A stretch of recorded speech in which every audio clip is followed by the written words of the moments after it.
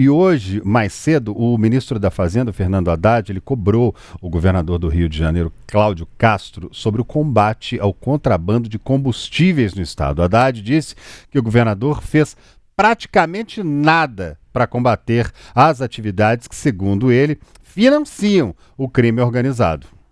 Pois é, Haddad aponta que o governo federal tem atuado contra o crime no Rio da forma mais eficaz, realizando operações como a apreensão de navios de combustíveis contrabandeados e que é necessário combater o crime pelo alto para asfixiar as facções. Palavras de Haddad. Haddad disse ainda que defende a proposta de emenda à Constituição da Segurança Pública que amplia competências da Polícia Federal e está parada no Congresso após ter sido enviada pelo governo em abril. Nós, pessoalmente, aqui da Fazenda, estamos atuando forte no Rio de Janeiro contra o crime organizado, na minha opinião, da maneira mais eficaz, né? Que é a questão dos combustíveis, né? Vocês estão acompanhando, nós apreendemos 4 navios. Está uma guerra jurídica em torno da liberação ou não dessas mercadorias. E eu penso que o governador deveria nos ajudar em relação a isso. O governo do estado do Rio tem feito praticamente nada em relação ao contrabando de combustível, que é como você irriga o crime organizado. Então, para você pegar o andar de cima do crime organizado, que é quem efetivamente tem o dinheiro na mão e, né, municia as milícias, você tem que combater da onde está vindo o dinheiro. O dinheiro, no caso do Rio de Janeiro, todo mundo sabe que está vindo da questão do contrabando de combustível, da fraude tributária, da simulação de refino, da distribuição de combustível batizado. E eu penso que o governador deveria acordar para esse problema, que é crônico no Rio de Janeiro, e nos ajudar aqui a Receita Federal a combater o andar de cima. Porque quando o dinheiro está irrigando o crime, é muito difícil você, na ponta, conseguir controlar. Tem que controlar pelo alto, asfixiar o crime. Porque eles, sem dinheiro, eles têm pouca capacidade de atuação. E a Procuradoria-Geral da República também faz cobranças ao governador do Rio de Janeiro, Cláudio Castro, para que ele esclareça as mortes da mega operação que aconteceu ontem. O Procurador-Geral da República, Paulo Gonet, se manifestou hoje, né, Gabriel Ferreira Borges? Conta pra gente o que foi que ele disse, como que foi essa manifestação de Paulo Gonet, hein?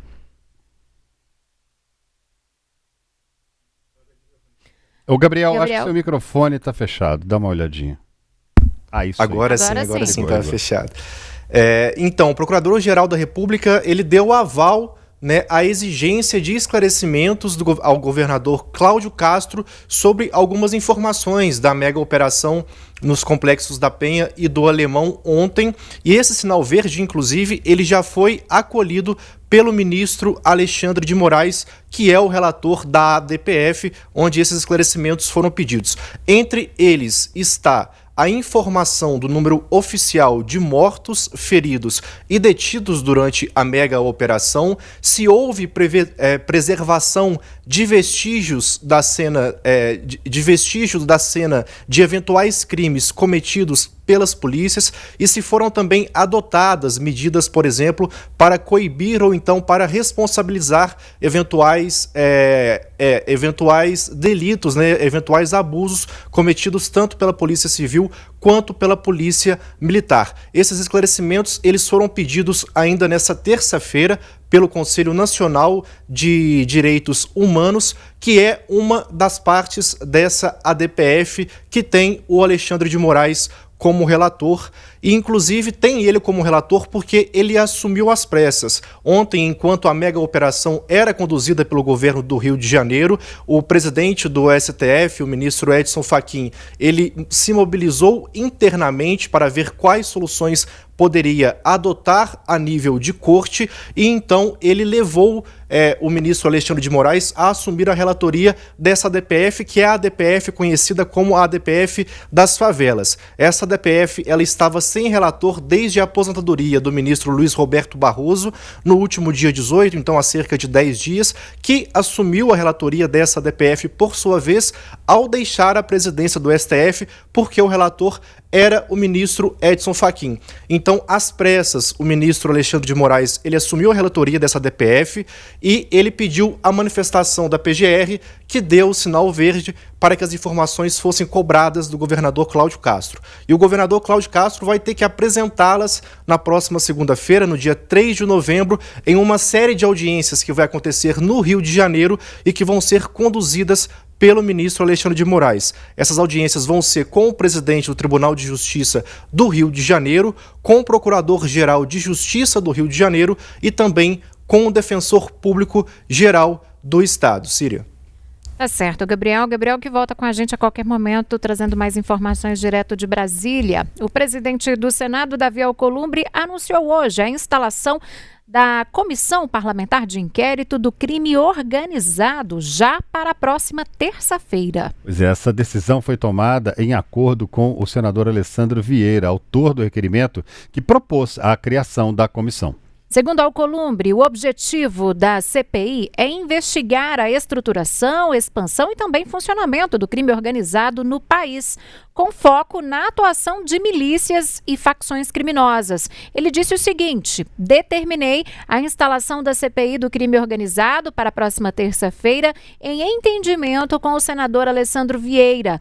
A comissão vai apurar a estruturação e a expansão e funcionamento do crime organizado com foco na atuação de milícias e facções. Ainda de acordo com o senador, é hora de enfrentar esses grupos criminosos com a união de todas as instituições do Estado brasileiro, assegurando a proteção da população diante da violência que ameaça o país, afirmou Davi Alcolumbre.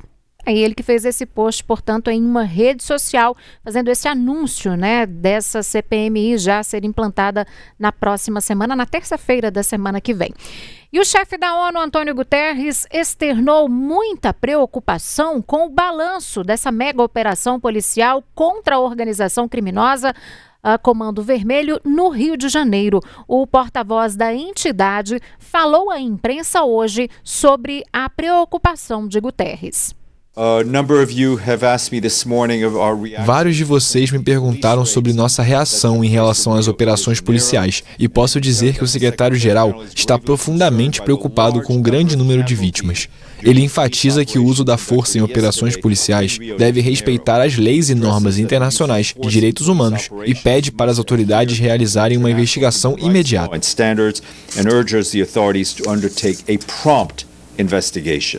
Bom, e sobre toda essa situação no Rio de Janeiro, nós vamos conversar agora com a pesquisadora associada ao Fórum Brasileiro de Segurança Pública, Roberta Fernandes Santos. Muito boa noite, Roberta. Muito obrigado por aceitar o nosso convite aqui de O Tempo News. Seja bem-vinda. Boa noite. Obrigada pelo convite. Roberta, a gente tem, nesse caso do Rio de Janeiro agora, essa operação que talvez seja a mais letal, como está sendo tratada até agora na cidade do Rio, talvez a mais letal já realizada em todo o Brasil contra o crime organizado, o governador dizendo que não recebeu ajuda do governo federal. Nem só uma crise de segurança pública, uma crise praticamente institucional, política, tudo instalado ao mesmo tempo e 130 pessoas mortas. Não se sabe ainda se essas pessoas são todas realmente pessoas que faziam parte de crime, 4 ali a gente sabe que eram da polícia e foram vítimas do próprio trabalho ali naquele momento. Como é que dá para fazer uma análise dessa situação no Rio de Janeiro, nesse momento em que o crime organizado se organiza cada vez mais e cresce cada vez mais? Então, foi a maior operação já realizada no Rio de Janeiro, a mais desastrosa, a mais letal. Não sabemos ao certo desses 130 mortos quantos são de fato indivíduos ligados ao crime organizado, quantos moradores ali daquela região. Uma situação desesperadora, porque a cidade do Rio de Janeiro se tornou uma capital que abriga refugiados, esses criminosos refugiados de outros estados, através do crime organizado. O Comando Vermelho ele tem feito essa prestação de serviço para o crime, de uma forma geral, abrigando outros criminosos que estão foragidos de outros estados ali na cidade, né, no estado, e não só isso, treinando também. O Rio tem sido uma escola, o Rio tem funcionado como uma cidade de estágio para o crime.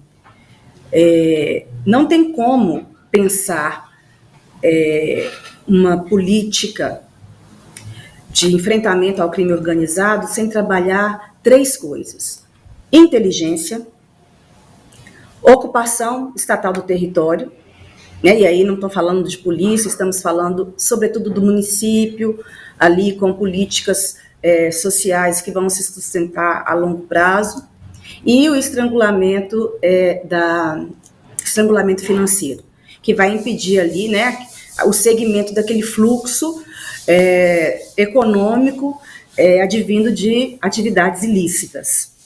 É importante também incorporar o município, Estado, município e União nessa política do Rio de Janeiro, né, para ser estudada e trabalhada.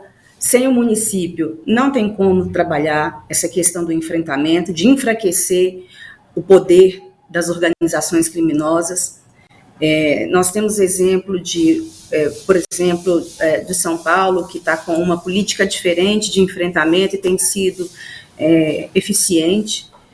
É uma situação lamentável de ver, né, esses corpos, ainda que pela televisão, esses corpos todos estirados nas ruas. Roberta, boa noite, Gabriel aqui de Brasília. Há alguns meses, talvez anos, alguns governadores, sobretudo da direita e da centro-direita, têm defendido que organizações criminosas como o Comando Vermelho e o Primeiro Comando da Capital sejam classificadas como narcoterroristas, inclusive até como uma espécie de plataforma política para se opor ao governo Lula. Na mega operação que foi conduzida ontem pelo governo do Rio de Janeiro, essa espécie de classificação foi vista, pelo menos já na prática? Foi isso que se tratou? Olha, Gabriel, essa mega operação desastrosa que aconteceu ontem, e a gente vê pelo discurso sustentado pelo governador do Rio, que é, sim, uma questão política. Eu não vejo benefício nenhum, né? Eu desafio as pessoas a citarem algum benefício que trouxe essa operação. Acredito que não vai mudar nada no Comando Vermelho com relação a isso. Pelo contrário, o Comando Vermelho deixou seu recado, ele revidou, ele parou uma cidade, ele mostrou que ele é forte e que ele responde em tempo hábil. É uma política de enfrentamento extremamente perigosa, desastrosa, com grandes danos sociais, um impacto social muito grande, muito desastroso. E para melhorar a situação do Rio de Janeiro, da segurança pública, não só do Rio de Janeiro, né, toda a questão do crime organizado no Brasil, vai ser uma questão de decisão política daquele gestor ali do Estado, enfim, prefeito, trabalhar integrado com inteligência, porque a inteligência ela faz o trabalho rotineiro, cotidiano, ela está sempre alimentando ali a sua base de dados com informações, produzindo conhecimento, trabalhar com essa questão de ocupar os territórios com políticas públicas, sociais, né, não só de segurança pública, e através disso, né, e essas políticas vão se sustentar através dos municípios. Essa questão de classificar as organizações criminosas como isso ou aquilo, não tem muita diferença. Aliás, tem diferença do ponto de vista político somente. Agora, Roberta, há denúncias aí relacionadas à violação de direitos humanos, execuções sumárias também. Como que esses relatos eles devem ser tratados, né, apurados? E quais são aí os mecanismos institucionais disponíveis para isso, hein? Então, o Supremo, né, ele instituiu a DPF. A DPF nada mais é do que uma cartilha a se seguir para realizar operações. E dentre essas questões a serem seguidas, tem questões que observam justamente a comunidade local, né? Como realizar operações considerando a população local, uso de câmeras policiais, enfim. Acho que seguindo isso já é um bom caminho. Agora, como apurar essas denúncias? Isso vai ser através das ouvidorias, as ouvidorias estaduais e ouvidoria nacional também de direitos humanos. Acredito que tem que ter uma força-tarefa dessas ouvidorias de estarem um tempo nessas comunidades para poder ouvir as pessoas, essas pessoas se sentirem seguras para falar, porque não é fácil, né, realizar uma denúncia numa operação dessa magnitude. A Defensoria Pública, o Ministério Público, a OAB, né, sempre acompanhando essa atividade, né, que deve ser implementada dentro das comunidades, das ouvidorias. Agora, vou interromper um pouquinho aqui para a gente chamar também para participar aqui mais uma vez o Gabriel, que está em Brasília. Ô Gabriel, você já tem novas informações aí sobre esse escritório que vai ser formado para tentar minimizar os problemas no Rio de Janeiro de segurança, né? O que você já tem nas suas apurações aí, o que já apareceu de novo aí? Eu havia dito, André, que o escritório ele seria formado por representantes tanto do governo federal quanto do governo estadual, e ele vai ser coordenado pelo secretário nacional de Segurança Pública, o Mário Sarrubo, que acompanhou o Lewandowski nessa visita ao governador hoje no Rio de Janeiro, e também pelo secretário de Segurança Pública do Rio de Janeiro, o Vitor Santos. Então, os dois vão ser os responsáveis por coordenar esse escritório que foi criado emergencialmente, e o intuito é aproximar ou então eliminar barreiras entre a Polícia Federal, né, que é uma instituição ligada ao governo federal, e as polícias militar e civil. Lembrando que uma das críticas que o governo federal fez ao governo estadual hoje foi de que o único comunicado sobre a mega operação no Rio de Janeiro teria sido feito por meio da Polícia Militar, a Superintendência Regional da Polícia Federal no estado do Rio de Janeiro, e que por isso, segundo o governo federal, não seria um comunicado institucional sobre a realização da mega operação. E esse escritório, juntando tanto representantes do governo estadual quanto representantes do governo federal, ele até emula, de uma certa forma, a ideia que o governo federal tem com a PEC, né, a proposta de emenda à Constituição da Segurança Pública, que está parada na Câmara dos Deputados, que é justamente integrar a Polícia Federal às polícias militares e civis dos estados, André. Pois é, Roberta Fernandes, a gente continua aqui também nessa nossa conversa, imaginar que eles estão pensando agora sim criar, né, esse escritório para tratar dessa questão do Rio de Janeiro. Deixa muito claro que deu errado e que eles tiveram que sair correndo para tentar criar um escritório, tentar criar um grupo agora, depois de tudo feito. Em vez de antes fazer um planejamento e depois sim dar encaminhamento, já fazer uma ação planejada, não. Hoje, um dia depois, vamos criar um escritório, juntar as forças e aí sim conversar. A mais absoluta convicção dá para ter de que, se tivesse sido planejada essa ação de uma forma um pouco melhor, a gente teria evitado muitas mortes. Afinal de contas, muitas dessas pessoas que podem estar ligadas ao tráfico de drogas, ao crime organizado, deveriam ser julgadas naturalmente. E não existe pena de morte no Brasil. Então deu errado essa operação, né? Deu muito errado. E a gente vê que foi uma decisão simples. Por quê? Simplesmente trabalhar de forma integrada. Não há custo nisso, né? Há uma decisão política agora de se trabalhar de forma integrada para tentar reparar os danos. Mas eu não vi aí, né, nas novidades que o Gabriel trouxe, né? Eu queria muito ter ouvido também que nesses escritórios vão funcionar também as ouvidorias, para acolher essas famílias, essas pessoas que foram vítimas, né? Que nesses escritórios também possam trabalhar as ouvidorias, direitos humanos, das polícias, enfim, para tentar também ouvir essa população e entender, porque é ouvindo, é ocupando o território que a gente vai entender como funciona a dinâmica do crime organizado ali. Não adianta, né? Tem que ser assim. Agora, uma pergunta que foi feita hoje muitas vezes, redes sociais, pessoas em discussões em fóruns.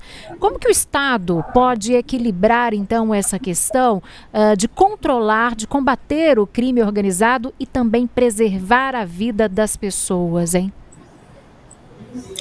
Então, eu acho que quando a gente fala combater o crime organizado, a gente coloca muito numa situação de eliminar, né, de guerra mesmo. Então, a gente tem que, eu acho que a maneira correta é falar assim, de se enfrentar ao crime organizado, do próprio Estado, a partir do próprio Estado, o enfrentamento ao crime organizado.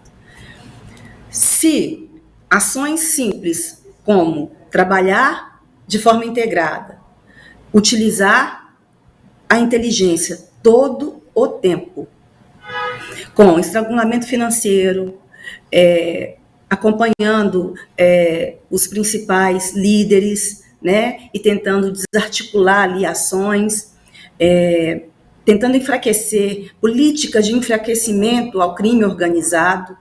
E como a gente vai trabalhar isso? Dentro das prisões. Dentro das prisões a gente trabalha isso, porque a gente sabe que aqui no Brasil as organizações criminosas, elas nascem dentro da prisão, se fortalecem dentro da prisão e se reproduzem fora da prisão. Então, temos que trabalhar também dentro das prisões, com esse enfraquecimento, com a inteligência prisional, com todas as agências de inteligências interligadas, não só a polícia, Ministério Público, Departamento Penitenciário, mas também Receita Federal, bancos, enfim, uma série de agências de inteligência para fortalecer esse enfrentamento às organizações criminosas, para que a gente não precise ter essas operações desastrosas, e sim ter operações pontuais, operações que tragam resultado, e não tantas mortes como a gente viu aí. Agora, Roberta, a gente pode imaginar que o poder público ele está seguindo lado a lado com o crime organizado no que diz respeito ao combate, ou que o crime organizado hoje, sobretudo no que diz respeito aos morros, às comunidades, às favelas do Rio de Janeiro, o crime organizado está vencendo essa guerra porque está cada vez maior, mais organizado. A gente está falando de grupos criminosos que já adulteram combustível, que já estão legalizando, lavando dinheiro em empresas, em bancos, em diversas partes. Já está muito enraizado. Quem é que está ganhando a guerra nesse momento? Quem quer paz ou quem quer crime? Quem está perdendo a guerra é a sociedade. O crime organizado está muito articulado.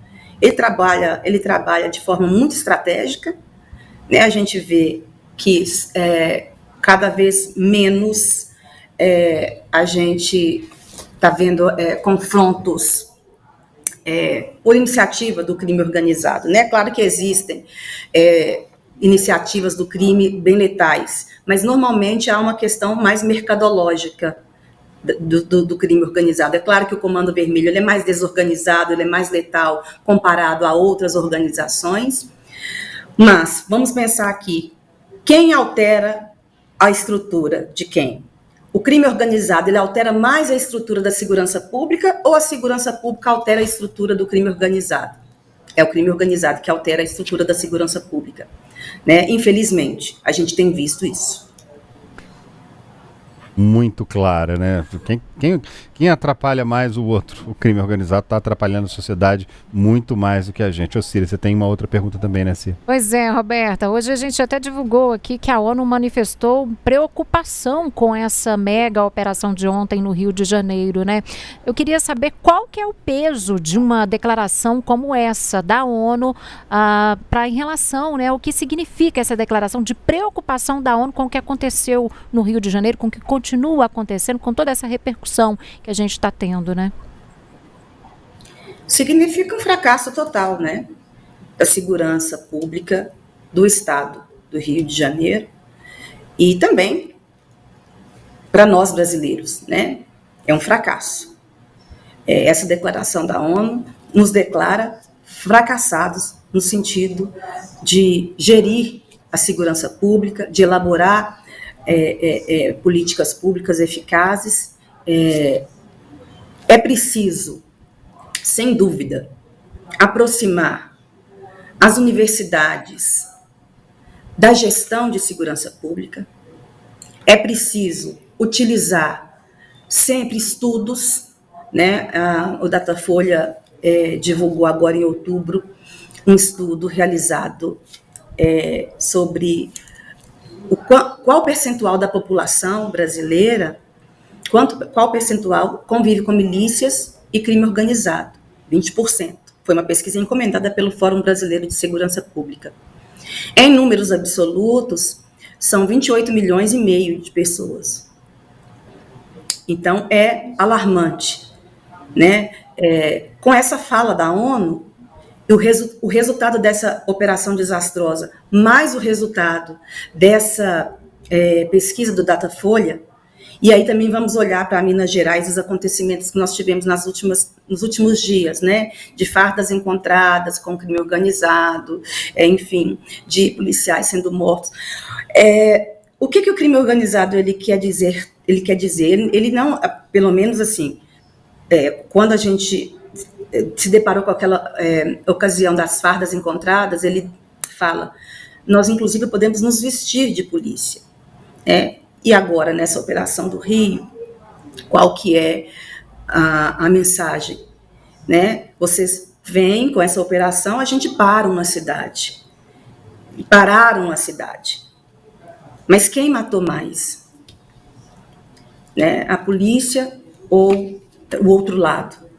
Né? E nos deixa muito triste também perceber que esses territórios periféricos são os territórios que mais sofrem com o crime organizado e com as milícias. Sofrem de diversas maneiras, pagando com vida, não tendo políticas públicas necessárias, né, políticas públicas básicas. Então, essa declaração da ONU nos faz olhar para dentro do nosso país e ver o quão fracassado estamos. Roberta Fernandes Santos, que é pesquisadora associada ao Fórum Brasileiro de Segurança Pública. Muito impactantes as suas palavras, realmente, sem nenhuma capa, sem nenhuma pintura, sem nenhuma maquiagem. A realidade que a gente vive no nosso país hoje, vista dessa forma, assim, desnuda, é realmente muito assustadora. A gente agradece muito a sua participação aqui no Jornal com a gente. Esperamos que, numa próxima ocasião, a gente possa voltar a falar sobre um assunto um pouco mais leve para todos nós, né? Boa noite para você. Eu agradeço, boa noite a todos. Bom, e seguindo ainda com as análises do que aconteceu ontem no Rio de Janeiro, o doutor em Ciências Sociais Robson Sávio, ele fez uma avaliação desta ação no estado do Rio de Janeiro. Para ele, a situação é um verdadeiro espetáculo macabro. Será que alguém ainda acredita nessas operações farsescas intituladas de combate ao crime que acontece no Rio de Janeiro? Mais uma delas. Será que as pessoas não percebem que esse tipo de operação ela existe para tamponar uma situação muito mais grave, que primeiro tem a ver com o fato de que hoje o crime organizado tem mais poder do que o próprio Estado no Rio de Janeiro, e em segundo lugar que o crime organizado no Rio de Janeiro tem muito êxito porque ele está dentro do próprio Estado, no Poder Executivo, no Poder Legislativo, no Poder Judiciário, no Ministério Público, nas polícias.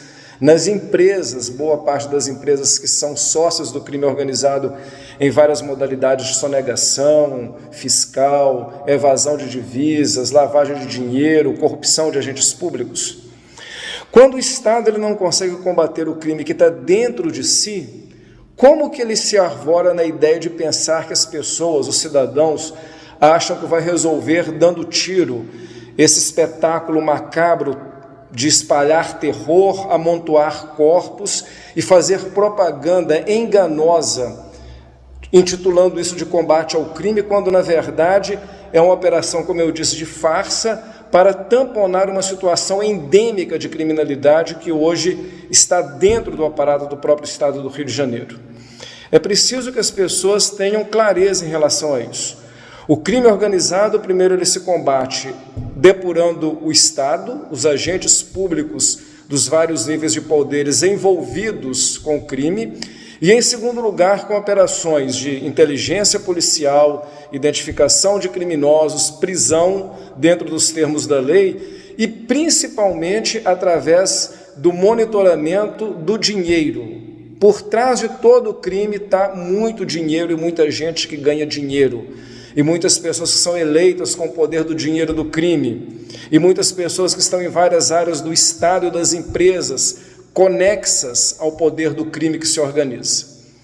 Essa ação é uma ação violenta, geradora de medo, de terror, de pavor, que não engana mais ninguém.